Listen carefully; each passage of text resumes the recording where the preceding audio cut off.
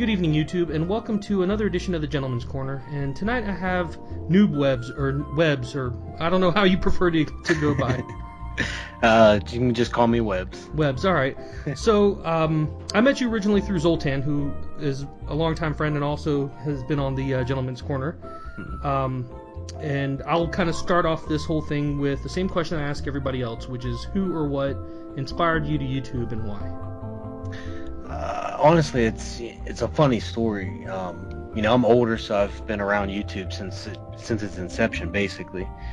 But when I got into gaming, that's when I decided that I wanted to post these videos out on the internet, and I knew what YouTube was, and I wanted to share them out there and let everybody see what it was like, because I was new coming back into this. And when I started playing with Black Ops 2, I'd never played an online first-person shooter. That was my first dip into it, and I just wanted to share it, and so people could see what it was like to start like that.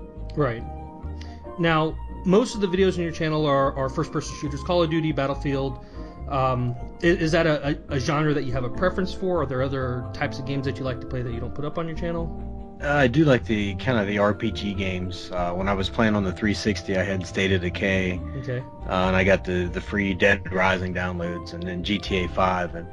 But mainly, Call of Duty, that was the thing that always pulled me in. I always wanted to play it. And then when I found Battlefield, it was the same thing.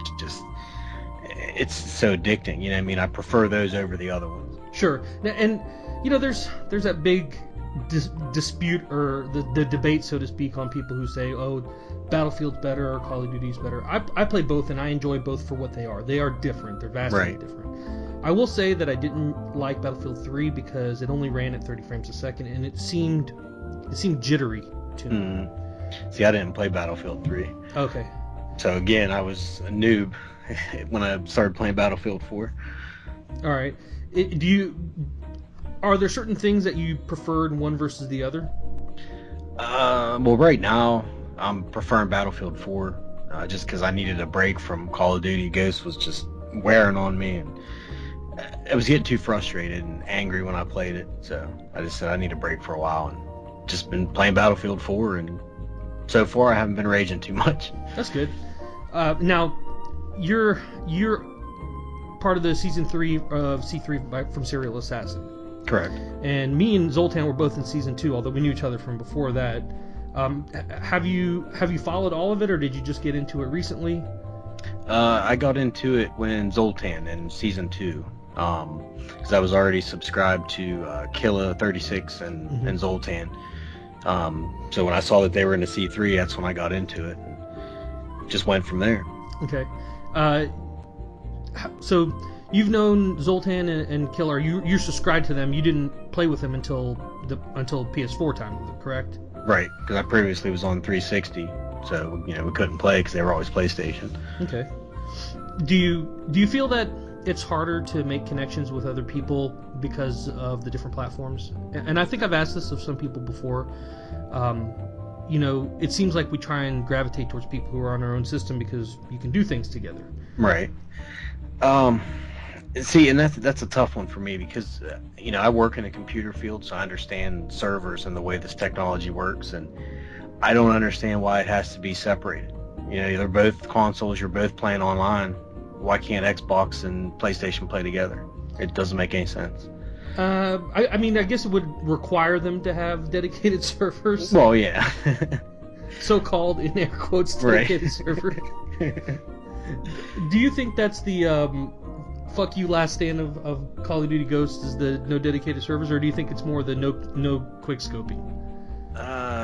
Honestly, for me, it was the dedicated servers. Of course, I don't like getting quick scoped, but when I started to snipe a little bit in there, I can see where it's fun. You run around with a sniper and just pop somebody real quick. Right. But for me anyway, I think the dedicated servers, because we all had the lag in Black Ops 2, and they made this big deal about that wasn't going to be existent in Ghost with these dedicated servers, and they're not there. Okay. Do you think that it seems like Sledgehammer, which is releasing the next game, is oddly quiet about the next game? Right. Usually by now there's already some information that's starting to leak out. but there hasn't been. Do you think that's a good sign or a bad sign? For me, I'm gonna say I kind of think it's a bad sign, and the only reason is they made a big deal about the 3-year cycle with the 3 different developers, but we don't know when they notified Sledgehammer that they were making the next game. So technically, what if Sledgehammer only has the same amount of time that Treyarch and Infinity Ward had? So I had a theory about this, and I think that Modern Warfare 3 was mostly done by the time Sledgehammer took over for Infinity Ward, or worked together with them, I guess you can say. I think most of what people didn't like about Modern Warfare 3 was already there, and that Sledgehammer didn't have too much input into doing that. Right. But if you look, you have Black Ops 2 and you have Call of Duty Ghost, which are the next 2 development titles. Do you think that Activision knew that there was going to be another Call of Duty after both of those, that they would have started the production back then, or do you think it was kind of a last-minute thing? See, that's what kind of work, you know what I mean? Did they already have maybe Treyarch working on part of this, thinking that they were the next ones, and then Sledgehammer's going to come in and basically, either have to clean up somebody else's mess or improve upon it? But, then again, a lot of these corporations like to keep things quiet. Right. They could have known for years that they wanted Sledgehammer to do this, and it may be the best one that comes out. Do you think it's going to be on the current systems and the previous gen systems also, or do you think it's going to be only next gen systems? Honestly, I'm going to say that they would, in my opinion, maybe go out and do it just on next gen, just so they could really release the full aspect of the game instead of having to have it capable to play on both systems. Okay. Are there any games that you're looking out for here in the near future that are coming out? Well, I did see the other day that they're remastering The Last of Us. That was a game that I always wanted to play, but being on Xbox, I couldn't. That's right. I see that they're going to remaster that. I think it comes out December 31st. So I'm really looking forward to that, and then obviously the sequel if there is one. Oh, it's coming out December 31st? Is that far away? Yeah. Oh, I didn't even realize that. I saw it in the PlayStation Store the other day.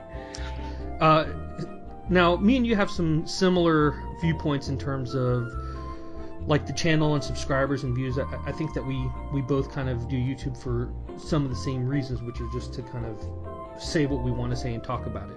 Right. And I know you did a commentary, well, when this goes up, it'll be yesterday, that you'd put it up about you don't really see it as your subscribers as people. It's kind of a number that the people are important to you because they come and watch your videos. Right. Do you think that view, when you start to get to a certain size, changes? Because you got to say that it's going to be impossible when you have like 50,000 or 100,000 subscribers and people are leaving comments to answer all of that. Right. I mean, I can see where a lot of people where that view would change.